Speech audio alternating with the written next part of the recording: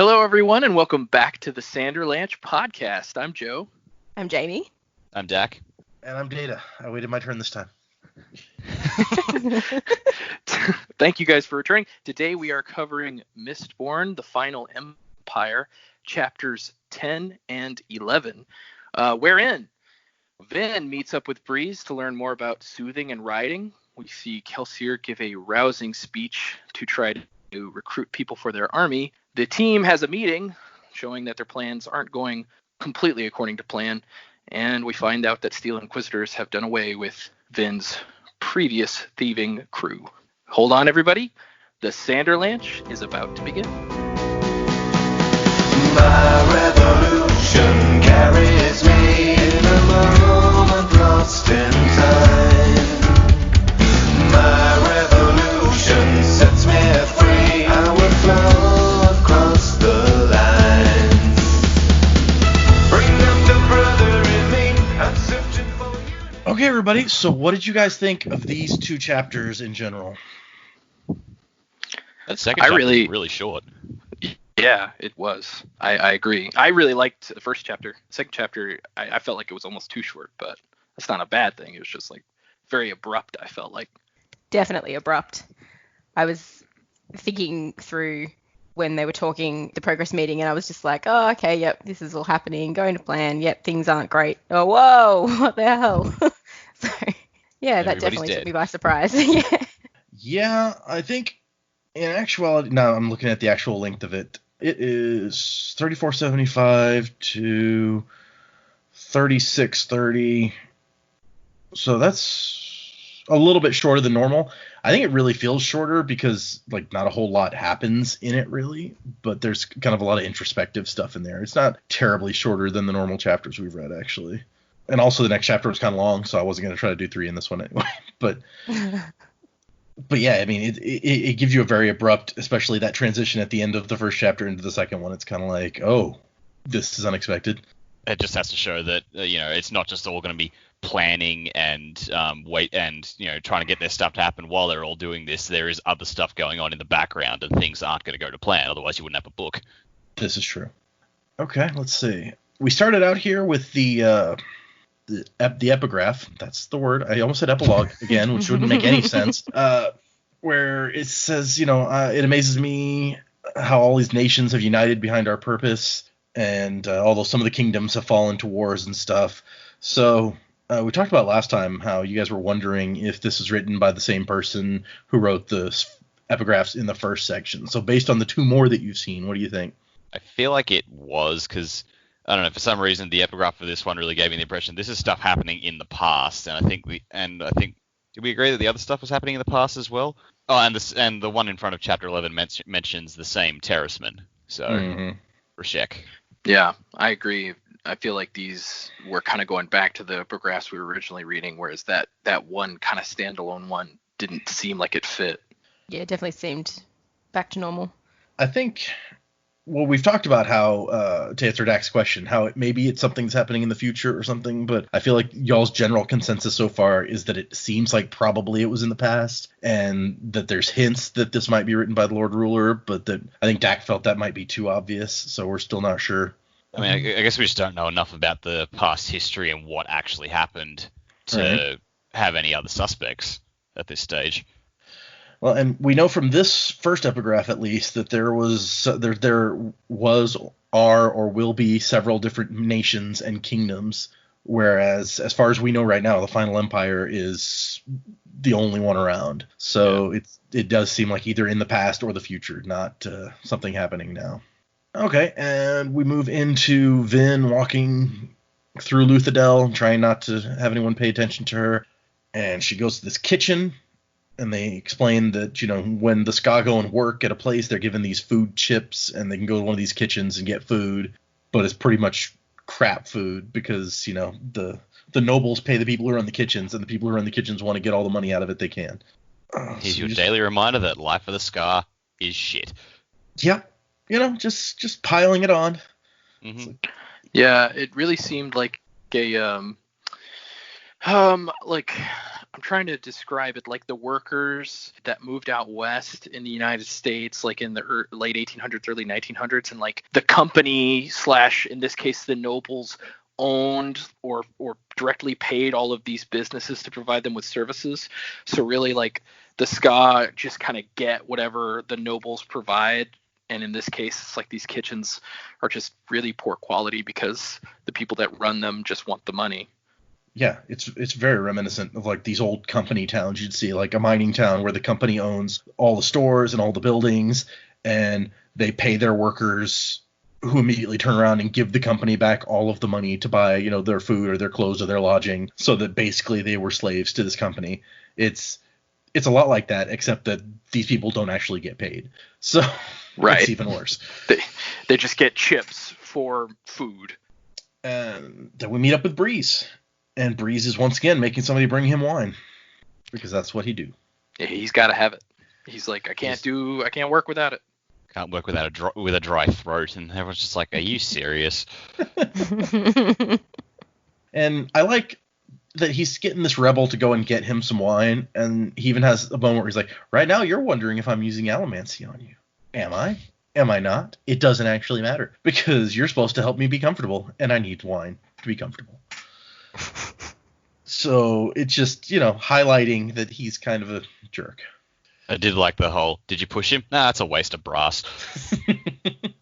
It's like, yes, I have this ability, but why use it when I can get them to do it without using it? And I can save it for later. But again, he comes back to that a person who can soothe or riot, they have that skill anyway. This just enhances it. Like, everyone is manipulative, and these guys are just really good at it anyway. So you don't know. You don't know if they're using it or not. And then they have this ability which just seals the deal. Yeah, he really tries to highlight that here, because he sees, like, then you're thinking like one of them, those people who can't do what we can do. But, you know, it's like slightly disconcerting. It is, but I mean, he goes on and he's like, you know, what we can do isn't that much more powerful than having a charismatic personality or a fine set of teeth in, like, our ability to convince people to do what we want. So do you believe that? I mean, does that sound like reasonable, or do you think he's kind of exaggerating a little bit? It just sounds like he's trying to make excuses to be a dick.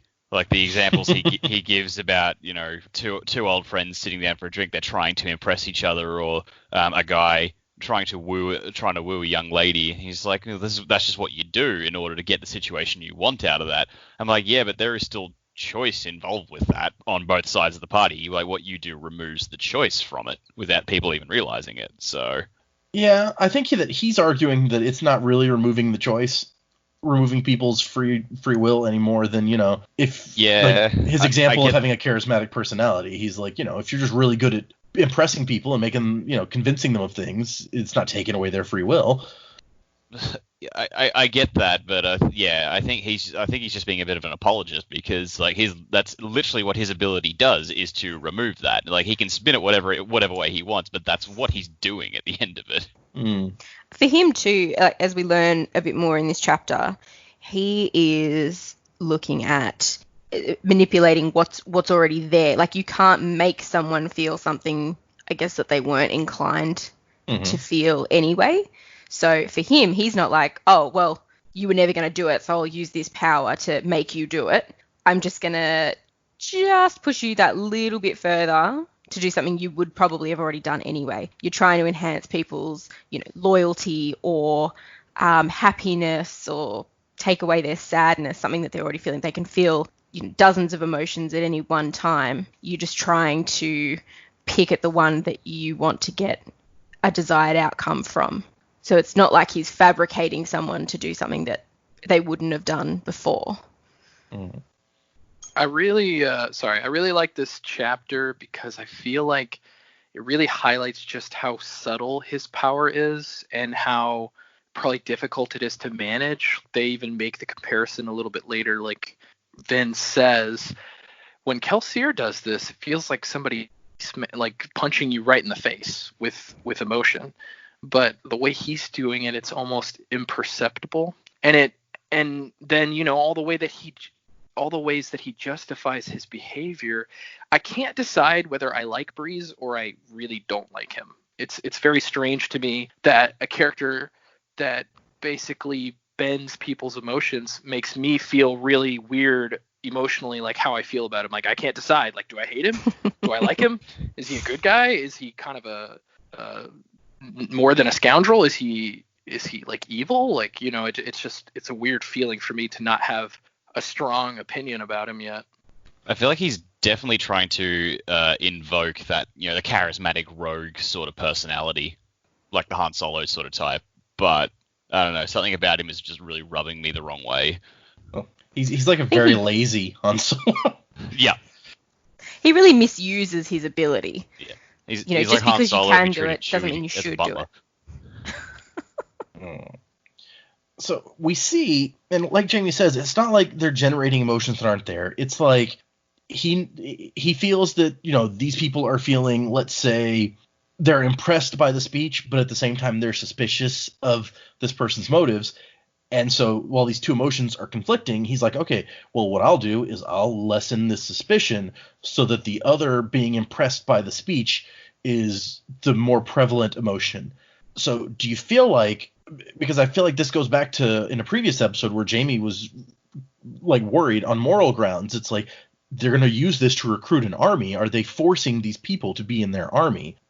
So do you feel like that's what it's doing? Like Dax said, is it taking away their choice and kind of forcing them into it? Or is this not as morally worrisome as like Jamie maybe originally thought it was going to be? I think it is morally worrisome, and that's why I can't decide whether I like Breeze or not. But I guess all of these powers manipulate something in some way, whether it be physics. It's just this one seems more devious because he's not manipulating the physics of the world around him like the other Allomancy skills. He's manipulating people. So Yeah. I feel like maybe that's why it feels more devious than it is, but it's really not that much different power-wise than any of the other skills.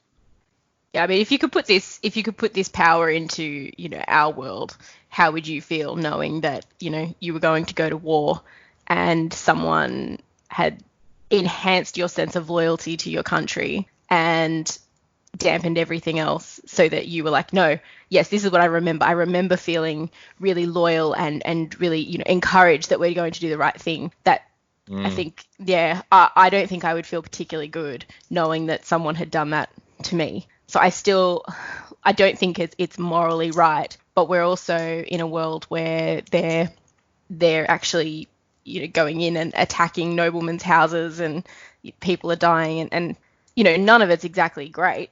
So I think, unfortunately, it is necessary, and I do think it is quite a skill. I think it's definitely used more subtly than what I thought it was going to be at this point. I mean, it could change, but I still, like, morally, I don't think it's a great power to have, but I think there's a lot of skill in using it, and if it's done the right way, I mean, they might get the effect they want. You're not comfortable with sending a whole bunch of people into a war, joining an army that they might not come back from, and they may not have made that decision without their emotions being played with. So, it's still not a great thing, but I understand why they have the need for it. Yeah, I get the need. Like, they're obviously in like the shittest position they need to do what they have to do. I can see the argument that, you know, we're only pushing you to do something you were going to do anyway, but I guess the question is, no, just wanting to do something and actually going to do it are two different things. So, right. I don't think you can hide behind that excuse. You know, I get that it's for a noble cause and everything else, but you are using this power, and the people you're using it on might die because you used it on them. Like, so. At this point, no one has made a decision to go. What they're trying to do at the moment is get people interested in hearing more. So no one's made that decision. I think where the moral argument's really going to come into play is when these people are at the point of making the decision, what happens now? So now, like Breeze said towards the end of this discussion, is that, you know, once their emotions have stopped being played with, they will go away, and won't they remember the discussion, and, you know, that feeling might go. And he said, but they will remember a strong emotional connection to whatever that was. So they might not still be under the influence, but they remember how they felt at that time. So at that point, are they free to make a decision, or do they hear the words again and go, whoa, no, this is crazy, I'm not going to do that? So I very much doubt this is as far as his power is going to go. But when it comes to it, are these people going to make a decision of their own free will without being under the influence of Breeze? I don't know. But if they were, I'd feel a bit better about it if they weren't under the influence. Well, yeah, and when it comes down to it, I like what y'all were saying about, they're in a shitty situation, and this is for a noble cause, I guess. I mean, the idea is to give Yedin this rebellion and put him in charge of the city, and possibly, as Kelsey was saying, kind of like a piece of the final empire, because they expect it to break apart after they've taken the capital. So in a way, are these people just going to be then working for whoever ends up in charge, Yedin or whoever is in charge of the city after it's all said and done? Are they just going to be slaves to someone else? Is the way our crew is doing this like no better than what the nobility do in making the Ska do what they want? And actually, now that I'm looking at it, we're in a perfect moment, since we're talking about kind of what is right and wrong in this situation. What do you guys think of Ham's argument about the Lord Ruler being God and thus being able to determine what is right and wrong? I thought it was funny that Breeze was deliberately trying to stay out of that argument, but couldn't help but get sucked into it eventually. That's true. I feel like that's Breeze to say he will try as hard as he can to stay out of the moral quagmire of things. He just does what he just does. All right, this feels good, I'm gonna do it. But then every so often he will get pulled into it, probably because of Ham, because like they seem to be best mates, and yeah, he can't hide from the lack of morality or moral dissonance, such as it is. It's going to catch up with him eventually. Do you think he's going to have to actually get into the morality of the situation? Yeah, I think when the chips are finally down, he's going to have to make a declaration at some point. I mean, I say that he's making a declaration as it is. It's just not the one I agree with. So take from that what you will. I thought Ham's question was really interesting. I've always been interested in that there's two sides to every story, and what is good and what is evil. We think we're doing the right thing by overthrowing the Lord Ruler, but are we overthrowing God himself? Does that make us evil? Which side are we actually on here? From our perspective, we're good, but perhaps from the Lord Ruler's perspective, he's good. And depending on who we're listening to at the start of each chapter, that person thought they were good. So from my perspective, the Jedi are evil. I was thinking more everyone is the hero of their own story, but okay, fine. Anakin. So it's interesting because and I agree with what we've said so far, that it's at least trying to hint that, it could be the Lord Ruler doing this because of how it's addressed the deepness. I think that was the main thing, where it said that this guy is going to fight the deepness in the epigraphs, and then it was like, oh, the Lord Ruler defeated the deepness. I think that's the main piece of evidence that we have as to who might be writing those at this point. So, according to the Lord Ruler, from what we've heard, basically, he defeats the deepness, and in saving the world becomes God and in charge of the world, kind of. So, does saving the world give him a right to be the boss of the world, if it turned him into some sort of god? I think by original benevolent hero standards, I would say no. If you think about heroes in fiction that have gone so far as to save the world, let's take one of my favorites, Avatar the Last Airbender. He undoubtedly overthrows an empire and saves the world, but he does not become its leader. The Avatar never becomes the leader because they're supposed to stay somewhat neutral and just worry about maintaining balance in the world, not taking over the world. So I don't think him saving the world from the deepness, whatever it was, gives him the right necessarily to be the ruler of said world. See, and I like that you brought that up, because I've always thought that this was an interesting moral quandary of Avatar the Last Airbender, or the Avatar world in general, because the idea is that the Avatar is like an independent authority for keeping balance. And if he overthrows the Fire Nation or the Earth Kingdom or whatever, even if it's a lawfully established government, even elected by the people of that government, if the Avatar personally feels that it's not keeping balance, it can independently decide to overthrow that. whether or not he takes over it himself, he is acting as like a higher authority than any of the people of the world, based solely on having this power, on being more powerful than other people and able to do that. Is that right? Is it right that Aang can overthrow a nation that has, the Fire Nation, when the people of the Fire Nation, if they want this government, if that's a government that they have chosen, is it right for him to be able to be like, no, I have decided that will not be your government? Well, remember in Korra, there was that whole thing about when Aang and Zuko carved out an extra territory to make Republic City, and the Earth Queen took that very poorly. It's kind of like what gave them the right to take our territories, and then that became a big part of season 4 as well. So yeah, again, that's the Avatar acting. It's like, I've got the authority to do this, and the Earth Kingdom's just like, excuse me, that's our land. Yeah, like, exactly. you just saved us from the war and everything else, but you're just going to take our stuff. Does anyone ever have the right to speak on behalf of everyone else?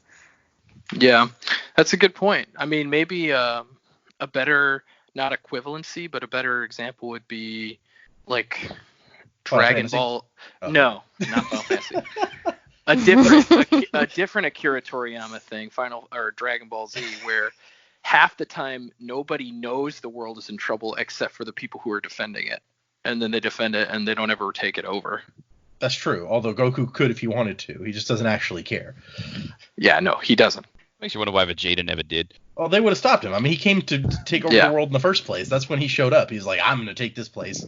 Yeah, I feel like especially after Goku died fighting Cell, like Vegeta could have just said, all right, cool, I'm going to do this now. Yeah, of course, Gohan was then more powerful than him because Gohan had actually beat Cell, so... At that stage, but then like 7 years passed, and they made the point that Gohan got weaker in that time. Anyway, we're getting off track here. Yeah, we really are. I should not have brought that up as an example. I'm sorry. So, anyway, it's an interesting moral thing here where Ham is just like, he's God, right? Are we doing something good or bad in overthrowing the final empire? And you have to also admit that if that other thing was, if these epigraphs are the past, we're hearing about all these different kingdoms, all these people fighting each other. If the final empire is one empire, seriously, with an entire empire of peace, basically, because it's all under one rule, that might actually be better for people than what was there before, except for, the whole slave race working under the nobles. That kind of falls apart at that point. But I like Vin's response when he's like, are we doing something good and bad? And she's like, does it matter? And Breeze also likes that response. Of course Breeze does. It gets him out of the conversation. But from Vin's perspective, it's like all her life she's been, members of a thieving crew or something where they steal from people. So it's like, I've been doing what's quote unquote bad my whole life. Does it really matter that if we're doing good or bad in our new job that we've been hired for? Yeah, it's like bad has kept me alive. What else do you want from me? Which sort of calls to mind the question of, are good and bad the same thing as right and wrong? Who knows? And I also like the part where Ham explains the thing. He's like, you see the dilemma? And Breeze is like, I see an idiot. Their dynamic is so good. It really is. These two work so well off of each other. And then we move into Kelsier's actual speech. So I don't think we've talked a lot about what Breeze does here. And that's where we spent the beginning of the thing, so we won't get into it too deeply. Before we breeze, no pun intended. Before we skip over that, that wasn't unintentional. I got to say, like, as much as Breeze does kind of bother me, I think like his little setup here with like the servant girls dressed in a certain color, so his men in the crowd know what they're going to be influencing. I thought that was actually a really clever little stroke. Like, I don't like Breeze very much, but I'll give him this. He's very smart and he's very good at what he does. Yeah. At what he does, you can tell that he is extremely good. Even Vin can tell. And she hasn't been doing this that long. Nah. I'm the best at what I do, bub. I feel like you could take that phrase and make it sound a lot less rough and a lot more drunk, and then you got Breeze. There you go. You got to sound a little chubbier and drunk. I am the best at what I do. You don't tell no one else that I'm better at what they do. Yeah. So, yeah, I agree that that's a really good system. And, I mean, for, something that you're kind of throwing together on the fly because they have to be able to do this wherever they have a meeting, it seems like a really quick and effective way to do it. Yeah. So what did you guys think of Kelsier's speech? I think it wasn't as dramatic as I was expecting, and that started right from the beginning. Vin says, "Oh, I was expecting him to make a really dramatic entrance, but he just walked in the door." Right. I was laughing quite a lot at that. It's like the one time he chooses not to be a drama king. Well, and it definitely seems to me like it's intentional in this case. These are down-to-earth working people, basically, and so he doesn't want to come in looking too good or too dramatic. They won't appreciate the theatrics. They're there because they want a way out of their shitty lives, not for a show. Mm-hmm. And it's overlaid. Like, we get Kelsier's speech at the same time that we see Breeze kind of doing his thing, and so it's interesting in a couple of ways as we're going through there. And I like Breeze. It's almost like conducting an orchestra where he's just like, okay, passion, anger, we'll just nudge this a little bit, and he's telling himself, but also with the serving girls, he's telling all of his other people out there what they're doing. And then, of course, I think Kelsier ends pretty dramatically, where he's like, the Lord Ruler is not our God, and he cannot kill me. He tried, but he failed, for I am the thing that he can never kill. Yeah. It's like, oh, okay, dude. Just that little bit of a taste. And then Vin even drops her copper so she can kind of feel as Breeze is doing it, like his touch. And that's where, as you guys were mentioning earlier, the delicacy comes into it, which I feel like she picks up on this almost as quickly. Like we talked about last time, her being kind of just naturally really good with Allomancy. And in the next chapter, we see that she's already kind of good with using really subtly this soothing. So she picks things up quick. And then they have the talk about how, like Jamie said, that these guys will remember the emotion of the event more than they'll remember the specific words or anything like that, which will be the kicker for kind of, pushing them over the hump in the end to maybe join up. Just got to point out one little thing here. This is completely useless, but I just thought it was funny. One of the guys that Breeze is talking to send out the serving girls is named Rudd. And I spent the entire time just picturing our former Prime Minister, Kevin Rudd. And I was like, wow, you've really fallen on hard times, dude. Did you guys like this Prime Minister? Was he a bad one? He was pretty good. Okay. I wouldn't say he was the best, but I'd say he's definitely far from the worst. All right. I'm just curious when you're picturing him, is this guy like, haha, sucks to be you now, or if it's like, oh man, come on, guy. He was kind of like the people's prime minister. Like, he was very into, I think, popularity. Yeah. His first term ended with him getting kicked out of office and being replaced with his vice PM about a few months before it went to election anyway. So it didn't really end well for him. But then he got back into office pretty much the same way by backstabbing the same person. So she stabbed him in the back, he stabbed her in the back. Yeah. Well, there's a bit of story history there. Okay, interesting. Okay, so we move away from this lesson with Breeze, and we're back to Kelsier standing on top of Club Shop where he seems to like to hang out. And we get another little couple hints about Adium, because he talks about how all this Adium comes to the city and then just vanishes. And he says that while burning Adium, a Mistborn is virtually unstoppable. Yeah, volcanoes. Yep, there you go. Can't stop a volcano. I did think it was interesting. He says at one point he looks towards the northern horizon, has got the ellipses, and he's looking towards the pits of Hathsin. And I'm like, oh, is that where they are? And I look back at the map at the front of the book, and I could not see the bloody things. No, I don't think. Okay, now I got to bring up the map also. Hold on. I mean, that map's not very detailed in the front of the book. No, but it did also point out, it's like, oh yeah, the nearest of the ash mounts, and so I went looking for that, and yep, that was right there. Mount Tyrion. Yeah, I don't think that the pits are on this map. For the 10th anniversary, they came out with a better map, which I actually have framed and on my wall. Now I want to see if it's on that map. Let's see here. Find a good big version of it. This makes for thrilling radio, I know, guys. Stick with it. Oh, that's a tiny version. So Dax told the one who brought it up, and he can't see it, but I'm going to drop this into the chat too, so that Jamie and Joe can see if they want. There's the link. So on this one, do we have the pits on this one, I guess is the question, since that's where we started from. But yeah, you can see Tyrion. Oh yes, the pits are there. They're actually from Luthadel. They're northwest, it looks like. So is that what he says where he says he's looking? He said he's looking north, so it's not untrue. Yeah. Okay. It was just interesting that they very dramatically called attention to it in the text, but it's not on the map. At least for this book. Yeah, and there are some errors on the map in that book anyway, which they fixed with the new one. Okay. Which I guess is part of the reason they put out the new one, but the new one's also way nicer. So anyway, you can take a look at it later.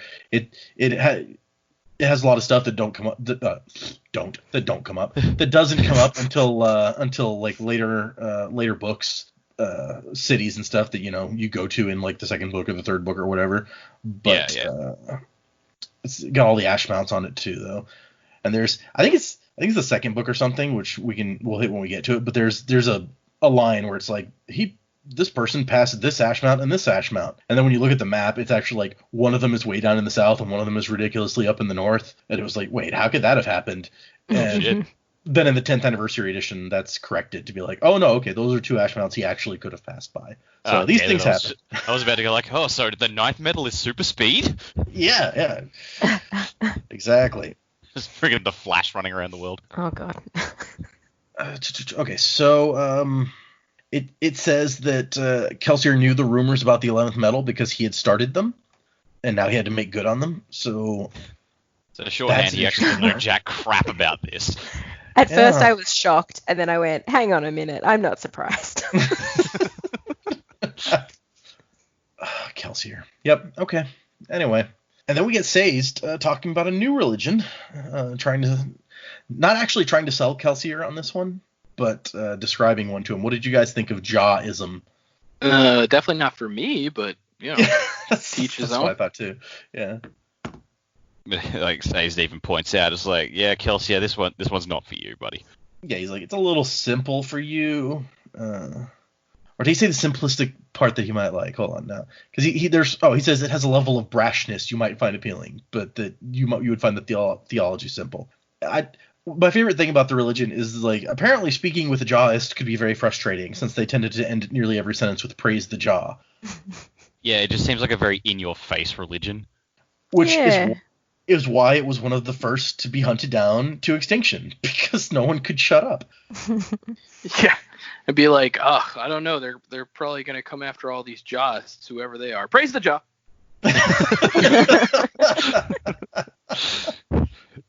Did you just say praise the jar? And I said, no, I just opened this jar of strawberry jam. Praise the jar. Yeah, I was like, oh, finally this jar is open. I was saying boo earns. But no, I said the door is ajar. Yeah, exactly. You should close that door. Praise the Jaw.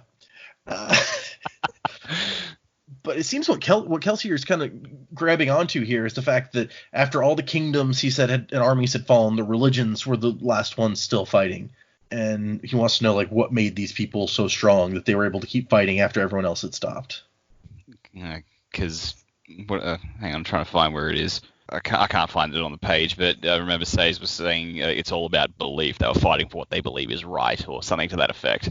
Armies fight because that's their job, but religions fight because they believe it is the right thing to do. Yeah, Sazed says that some were strong through honest faith, others because of the hope that the religions promised, and others were coercive. I don't know how that last worked in this scenario, but Kelsier says they all had passion, and Sazed agrees that yes, that is true. Yep. And then Kelsier's like, hey, do you know any religions that include the slaughter of noblemen as a holy duty? And also, this is where Sazed does not meet this with humor. He's just like, dude, not funny. It's like, dude, this is serious. Religion. Yeah. Stop that. But it's interesting because this is one of the little peaks that I feel like we've gotten so far. We saw Kelsier attack the keep and have no problem about slaughtering everybody there. And we kind of skipped over it when we talked about him and Marsh talking when Marsh first shows up. But Marsh, the first thing he does is throw down this list. And he's like, those are the people that you murdered last night. And Kelsier's like, whatever. And he's like, some of them were Ska. And Kelsier's like, fuck, screw them. If they want to fight like noblemen, then they can die like noblemen. Yeah, you're getting this impression that he's very bloodthirsty. He hides it behind his charm, but he's still a bit of a psycho. He really doesn't like noblemen, which is funny since we found out that he was raised like as a nobleman for the first part of his life. But that didn't didn't make him politically motivated to do anything about it. Like, because didn't Marsh say like he spent his time just being a frivolous dickhead? Yeah, pretty much. But also how quick they turned on him when they found out he wasn't noble. That's true. Yeah.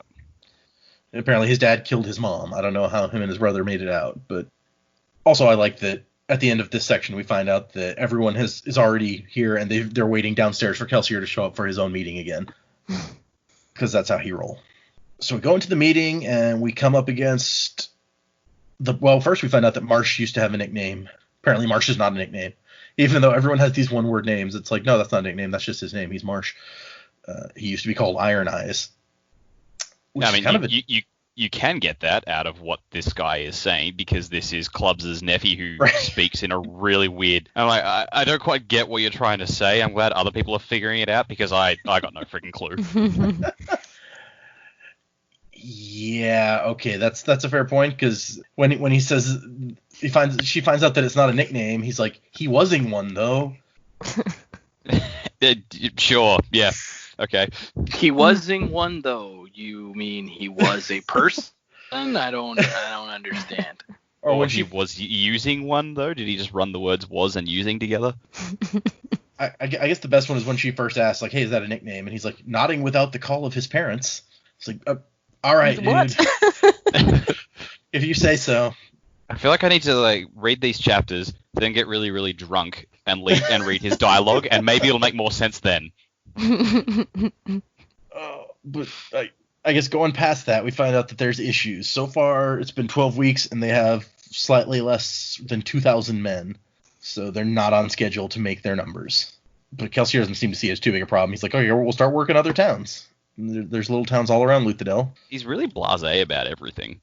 It's like, oh yeah, we got this problem. Whatever, we'll deal. I think probably a lot of it is to help just keep everybody else's confidence up. Like, as long as Kelsier's not worried, then we don't have to worry, right? Yeah, that makes sense.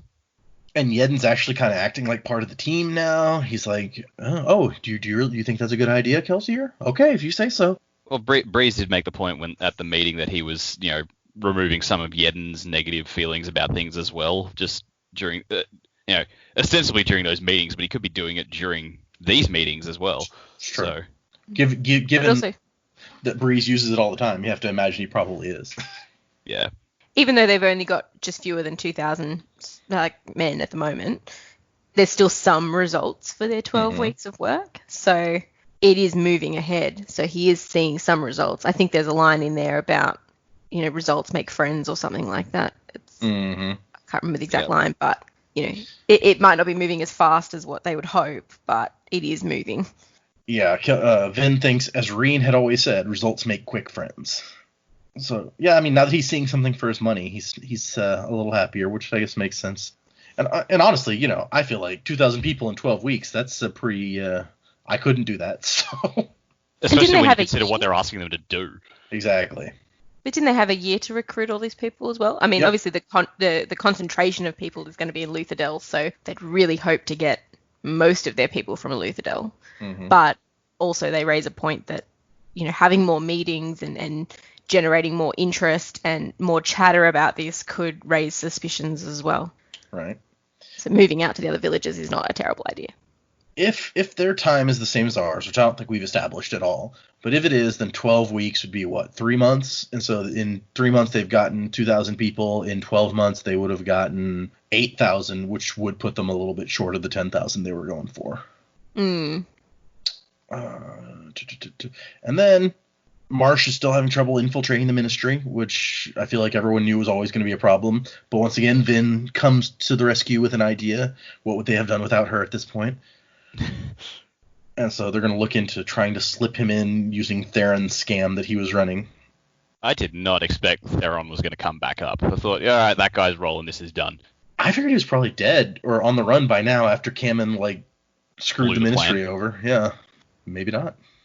Can't imagine he'll be too happy to see Vin, though. He's like, oh, you.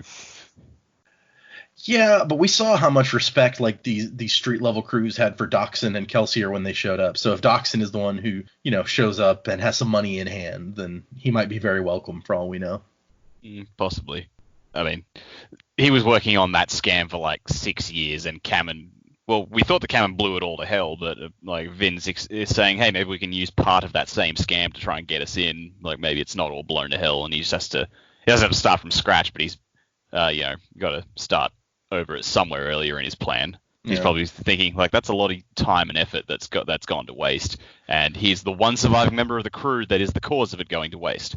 And I wonder how bad the plan actually was hurt by what Kamen did, because the whole point of the plan was to get this ministry contract, and Kamen apparently convinced them to give them the ministry contract, and then vanished.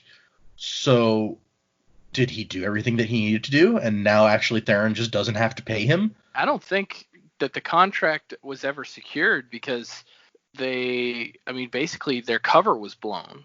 Because the ministry is the one that was giving them the contract to begin with.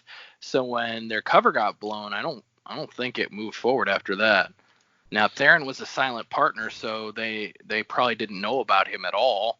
But yeah, that's a good point. They sent a Steel Inquisitor after the guy when Kamen left the office, so probably they don't consider that deal actually valid. Okay, so but that's what they're going to try. That's their next plan, is talk to Theron, and maybe his contact is still good, if nothing else, because he had this guy that was apparently open to bribery. Yeah, I mean it's an option, which is something they don't really have many of anyway. So, Bree says that he's been hearing rumors on the streets about the 11th metal, and Kelsier is just like, good, meant to do it. And they're like, wait, but isn't that a bad idea? And he's like, no, it's fine. Don't worry about it. I'm Kelsier. I'm going to pay the Lord Ruler a personal visit sometime during the next few days, which leads to one of Yedden's best moments where he's just like, you're going to visit the Lord Ruler? Are you in? Oh, yeah. Right. Yeah, you right. I forgot. So you have to wonder what that's going to look like. And Doxon's just like, yeah, he's catching on. Doxon really hasn't done a lot lately. Like, not that we've seen anyway. I know he's working in the background, but he's just kind of dropped off the radar a bit. Well, he's once again taking notes in this meeting, and he's like, I'll contact Kamen and see if his stuff. So he's really like the behind the scenes, like getting things done guy, I guess. Yeah. And then we find out about an incident at Kamen's lair. The ministry has found it, and that is the end of the chapter. And so we move into the next one, and we've got, you're right, they're talking about Rashek again. It seems Rashek represents a growing faction in Terrace culture who think their unusual powers should be used for more than just field work, husbandry, and stone carving. They could be very dangerous if given the opportunity. So is this before or after they got subjugated? This is a good question. I mean, like the fact that Rashek is pissed off, and some of the others are just like, yeah, no, we should be for more than we currently are. That would suggest that it's after they've been subjugated. So. Yep. Of course, if there's lots of different kingdoms at this time, they could have been subjugated more than once, for all we know. That is a good point. We move into Kamen's lair, where everyone has been murdered in an extremely grisly fashion and chopped up and blood everywhere. And I don't think we need to dwell on it. They spend a lot of time talking about it and the Inquisitor, how the Inquisitor did it and all that stuff. I don't think we necessarily need to go into any of that. It's just everybody's dead. And Vin is really pushing to act like she doesn't care. She's like, none of them were my friends. Even though she kind of low-key does care. She's human. Yeah. Kelsier's like, that's kind of cold-hearted, Vin. And she's like, I know. And? Come at me. And we find out that they tortured the guy that Kelsier left in charge after getting rid of Kamen. What was his name? Milev. Yeah, they tortured Milev, which is also an issue. They're like, wait, why would they do that? What are they going to get out of him? And while this is going on, Sazed is saying a prayer for the dead. And we get an interesting look into his personal beliefs here, where she's like, is that the one that you believe in? And he's like, I believe in all of the religions, despite the fact that they contradict each other all the time. He's like, I respect the truths behind them all, and I believe that each one needs to be remembered. Yeah, he believes in the power of belief rather than the specific tenets of each of them. And he's an interesting character in that, he doesn't seem to have a structure of beliefs, at least not that he's told us about. Like you said, he believes in like the power of belief and everybody believing what's best for them, what works best for them, which on the one hand, it's like, oh, that's really a nice and like open-minded way to come at it. But at the same time, I don't know how fulfilling that is as a personal belief for yourself. And then when Vin tries to listen into what Kelsier and Doxon are saying, Sazed is like, Mistress Finn, if Master Kelsier wanted us to hear, would he not speak in a louder voice? Which she's annoyed by, so she just uses tin instead so that she can hear anyway. She gets all the smell of blood. Good job. Yeah, that can't be good. No. But Sayes knows what she's doing as well. Oh yeah, he totally picks up on it. Which is just another hint to her. She's like, oh, this guy knows something about Allomancy. Well, he mentioned, was it here or was it back when Kelsey was standing on the roof that like he has powers himself that are completely unrelated to Allomancy. So. Mm-hmm. Oh yeah, I got so caught up in the religion he was talking about that we left a very interesting little tidbit back there. Let me see if I can go back to that now before we move on. But Kelsier asks him like what he thinks the Lord Ruler would think if he knew there was a keeper within his city, and he says it's like, well, let's hope he doesn't find out. And Say says that the Lord Ruler, it's not healthy to belong to a sect that the Lord Ruler himself fears. And he says that he thinks that he's very certain that the Lord Ruler fears the Keepers. Perhaps it's because of our powers. We're not Allomancers, but something else, something unknown to him. So I guess they represent belief in something other than him. Like the Lord Ruler's power base seems largely contingent on the fact that people believe him to be a god. Like if the Keepers run around, they preach that you don't have to believe in him, you can believe in other things, which could erode his power base entirely, potentially. It's true. We'd already inferred, I think, from the previous, like in last week's episode, that because he tells Sayes to take care of Vin, and he thinks to himself, he's like, even an Allomancer would be in trouble going up against a Keeper who was angry. So we kind of inferred just from that he has some sort of power. He can do something. And this is just kind of building on that. Yeah. But going back to where they leave Kammen's lair, and Kelsier goes off, Doxson, she overhears Doxson saying that he's gone to check on him a couple times, like Kelsier asked. You'll find him at this certain place. And so Kelsier goes to this place. And there's a bunch of beggars there, and a massive copper fountain dominating the square, with a statue of the Lord Ruler standing dramatically in a cloak and armor, and a formless representation of the deepness dead in the water at his feet. So that's the kind of decorations they have around Luthadel. Really, really want to know what the hell the deepness is. It's really starting to bother me. It's like it's come up a few times, just as sort of a cryptic background reference. And I'm like, yep. Okay, we'd like more information on that. I'm sure it'll be forthcoming, but yeah. Yeah, it's definitely something that he's kind of dangled as a mystery for us a few times already.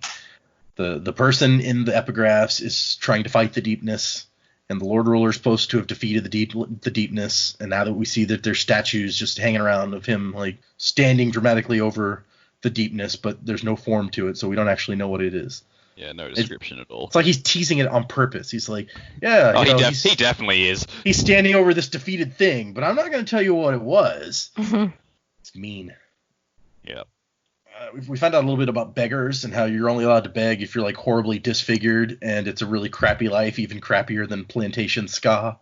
But that's where they sent Kammen. Which, not gonna lie, I did spend the last few chapters wondering, like, what happened to him? Where did he go? Did they kill him? Did they throw his body in a river? Did they lock him up somewhere? So I'm glad we finally got an answer to that question. Well, Milev originally said when Kelsier's like, get rid of this guy, I want him to live but not enjoy it. Milev's like, we'll make him a beggar. It's fine. But then Vin, I don't remember that. But at the time, Vin thought in the back of her head, she's like, Milev's going to get rid of him, like, first chance. As soon as he thinks Kelsier's not paying attention anymore, he's going to knife him. And he sees all these people, and he thinks, I can't save them with coins. There will be time for these once the final empire is gone. So even when I think that this is an interesting look, because this is one of the first times that we see Kelsier thinking to himself, like not putting on a show for everybody, but just reflexively wanting to help these people. And he stops himself here. He's like, no, you can't save them with coins. But I think this is one of the first looks we get that we can see it's not, in his own mind even, it's not about, or it's not all about his revenge. He actually does want to help these people. And then he finds Kammen dead. Brutally. Yeah. He's tied up and hanging from a hook that has been rammed down his throat and hooked out through his neck. It's not a pleasant sight. But then he feels somebody and spins around and shoots coins at them, and it's Vin. It also mentions that Cameron looks like he's been tortured. Oh yeah, yeah, you're right. So I feel like that's important. And then he kind of gets onto Vin for following him, and she's like cowering down, like, oh no. And he starts thinking, oh, you can't blame her for being curious. She's just, wait a second, she's soothing me. So she's really good at this, so subtle that he almost didn't pick up on it. And he's like really impressed, like, how did she get so good so quickly? And maybe it comes back to the fact that he's just not that good at some of this, and so it's really impressive that she is. But this is kind of like her luck, right? This is what she's Yeah. been doing. So she, without knowing she was an Allomancer, she still has been able to do this for a little while, or for quite some time. Yeah, and that's her excuse. It's like, oh, it was a reflex, you know, because he kind of gets onto her and he's like, no matter what Bree says, it's bad manners to like emotionally manipulate your friends, which I think that makes perfect sense. That it would be bad manners to go around like emotionally manipulating your friends, but you know, Breeze doesn't seem to take it that way. He also mentions the practical side of things. It's like the noble's considered an insult to use it in formal settings. So if we send you out into this ball as we're planning to do, and you start doing that shit, you're going to be in a lot of trouble. Yeah. And then it turns out that the hook is a ritual killing reserved for the most reprehensible of sinners, people who misuse allomancy. So he must have admitted under torture that he knew that Vin was an allomancer and was using her intentionally. Bum, bum, bum. So the Ministry is still on her trail somehow, and they mention it a couple times in this chapter, but kind of gloss over it every time because they don't know how. They're like, this should not have been able to happen. They shouldn't have been able to find these people, but they did. And they point out the odds against attracting the attention of a second Inquisitor, so they assume it must have been the same one. They mentioned there's only like a couple dozen of them, like in the entire Empire. Kelsier says there's 20 of them in the entire Empire, yeah. Yeah, so like that's an interesting little tidbit, considering how terrified people are of these things. There's really not that many of them, comparatively. Yeah, it makes you wonder how Kelsier knows that. At least it makes me wonder that. It's like, is this common knowledge? Or how do you know that there's 20 of them and half of them are out of the city at any given time? Yeah, maybe it is among the nobles, like common knowledge that that's how many there are, and normally they like patrol the outskirts of the Empire. Yeah, I think that does seem like the sort of information you'd withhold from the Scar, because they're the ones you want to be like really terrified of these people. So the more information they have, like probably the less frightened they'll be. Well, I think the impression we've gotten is that the Inquisitor's main job is to actually like control the noblemen and make sure they're not, you know, having these children that they're not supposed to have with Ska. Because all the way back to the prologue, he's like, no, if there was any suspicions about you not taking care of stuff with when you bed Ska women, they would have sent an Inquisitor instead. True. But I don't know. And then she says, so wait, the Ministry knows that I'm a Mistborn now? And he says, well, it depends on what Cameron knew. He might have thought you were just a Misting. Well, she only ever used the one power around him, so like there's no reason for him to think she's a Mistborn. Yeah. She thinks that she probably used a little bit of pewter also to make herself stronger without realizing it, but he probably wouldn't have realized that either, I would think, right? No. It does shed him in a whole new light. It's like he knew the whole time what she was doing and just put up with it. It's like, wow, he really was a good actor. Didn't stop him from beating on her all the time, though. No, but he never once let on that he knew. Yeah. He brought her to a bunch of jobs, but people thought that maybe it was just like a superstitious good luck charm sort of thing. So he didn't let on that it was more than that, for sure. Yeah. And then she goes, well, does this mean that I can't do my part in the job? And he's like, no, we're going to continue as planned. Only a couple obligators saw you, and it would take a rare man to connect a Ska servant with a well-dressed noblewoman. And that is where the chapter ends. Well, except for that she goes, oh, what about the Inquisitor? And he does not answer that. So... Yeah, not only that, he says he doesn't know how to answer it. Yeah. So it's kind of a scary moment that we leave off on, where it's like, we don't know. The Inquisitor shouldn't have been able to find them, and we can't answer how he did, so we don't know if he's going to find us. So yeah, I'm sure that sending her to these balls, where he's like, nah, probably nobody will recognize you, that's silly. It's not going to come back to bite us at all, right? Nah. So let's do predictions. I think we made Joe go first last time or something. Jamie, what do you got? What's going to happen? I'm still really worried about Vin and what she may do. her attitude. She's still, a little bit confident in her abilities, and even just how fast she's picked up her lessons from Breeze, I guess, already, despite having used them before. She just wants to be involved in everything. And even when people are telling her, like, if they want you to be involved, they'll invite you, she doesn't listen to that. And I think that could still be really dangerous. I don't think things are going to go particularly well at this ball when they're going to go there as well, because we don't know what extent, like, Kamen knew. We don't know what Milev knew. How involved has this crew been since we left them last time? Right. So yeah, I think things are going to get a bit dicey here. Yeah, I think that Vin's overconfidence is showing a lot, even just in this chapter. Like, Kelsier goes off into a potentially really dangerous situation to find Kamen, and Vin just sneaks after him with no concern for what. I mean, there could have still been Inquisitors there torturing this guy, for all we know, and they may be looking for her specifically, which would mean that would have been the worst place for her to be. But she's not thinking things through because, she's a 16-year-old girl, and when does this teenage girl ever think things through, or teenage boy for that matter? I don't want to be gender specific there. Teenagers in general. Yeah. So, yeah, I think you got some good thoughts there. It's Vin is a worrying element in this whole plan. Okay, Dak, what about you?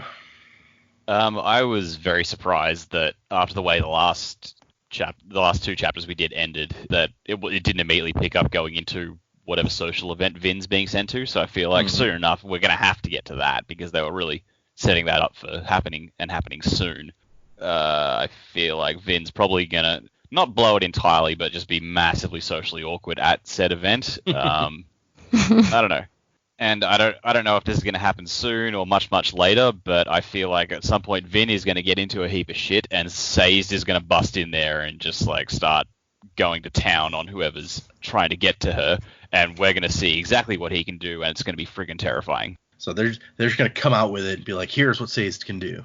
Yeah, I feel like just because it's sort of like he seems like he's being built up a bit more mysteriously, whereas the others, with Breeze and Hammond and Clubs and all the rest, like their powers is like, all right, this is what they can do. So we'll get a chance to see them in action, but it's going to be like their powers lend itself to be a bit more subtle. Whereas I feel like whatever Sazed can do is probably going to be a bit larger, and it's going to be more intimidating. Okay. Just because he's being set up as a protector. Right. Yeah. They've told us straight up very quickly what Allomancy can do.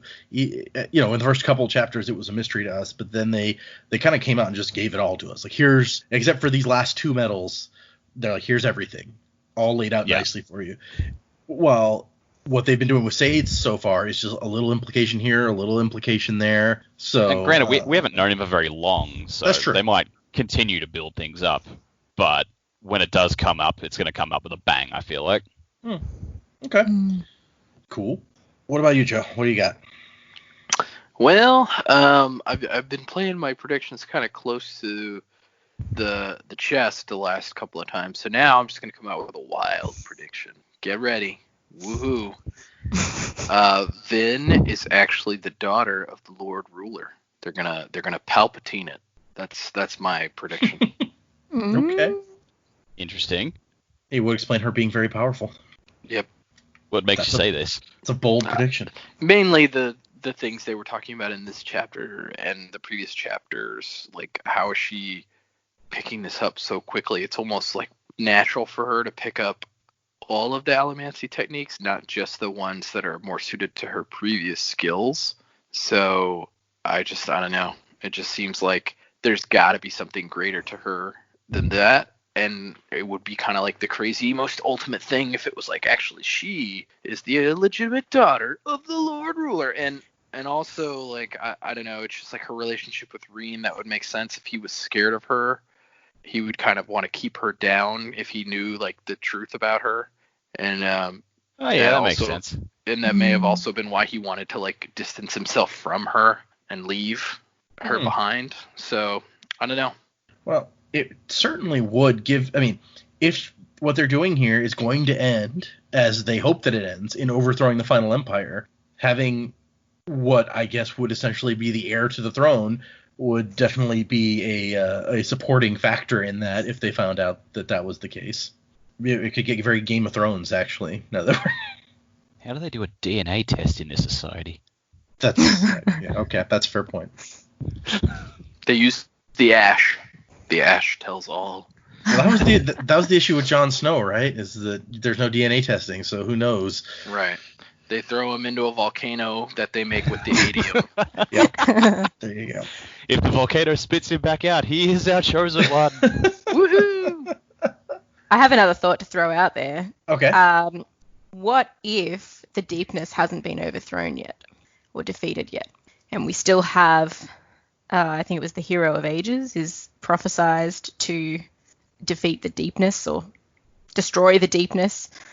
You know, maybe one of these characters that we're meeting is really the hero, and the Lord Ruler's gone, yep, I've defeated it, and maybe the final empire is the deepness. Ooh, I Interesting. like it. What a twist! Well, I was going to Yeah. ask you when you're like maybe the deepness hasn't been defeated. Like, well, wouldn't we know if it hadn't been? But okay, that's an interesting. What not if? if the Lord Ruler is like channeling it or whatever. I Yeah. mean, what's going on in the pits?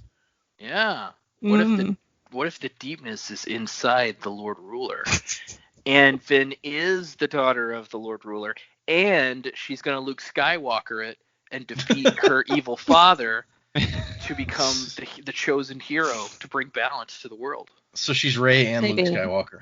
Yeah, sure. Okay. Well, I mean, all right. Well, what if like we know the Lord Ruler is very protective of the Atium? What if the Atium is the deepness distilled into like metallic form?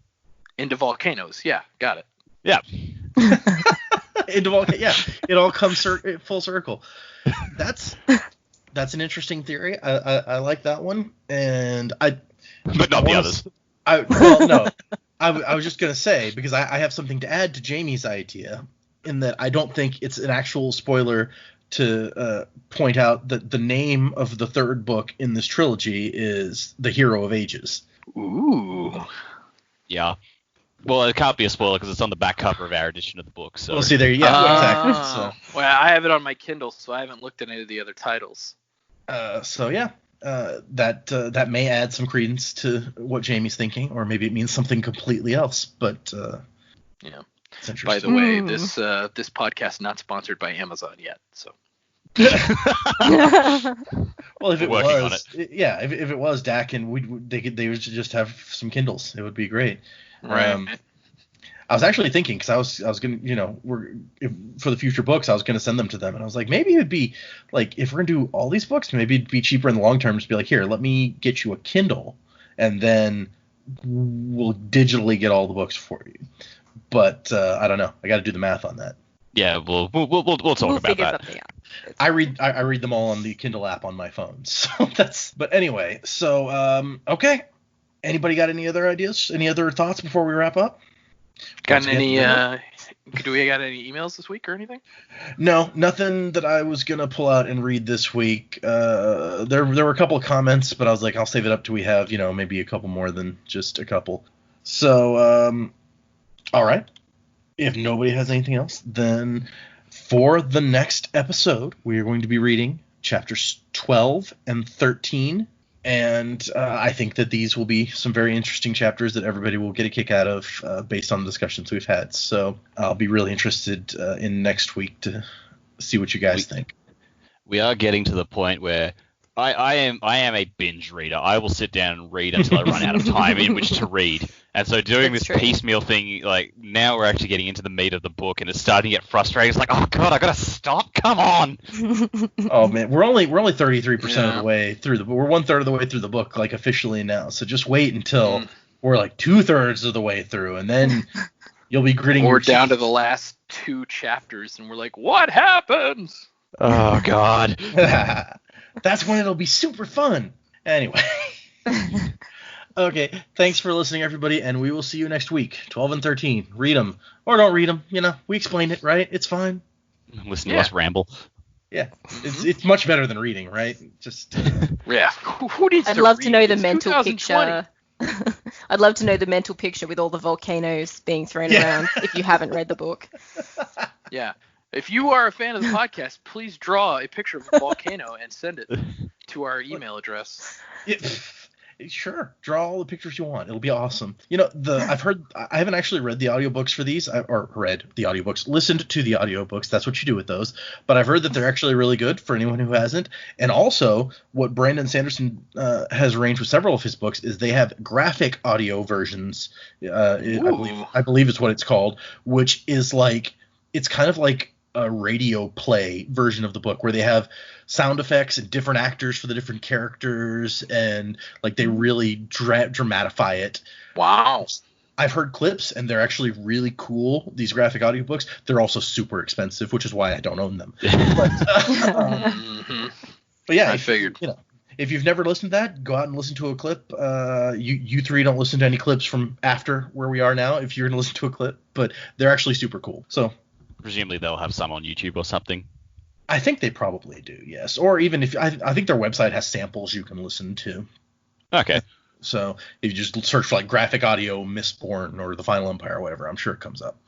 But anyway, so thanks everybody for listening. Music by Miracle of Sound. Check them out too. He's awesome. And we will see you next week. Bring up the brother in me. I'm searching for unity. Everything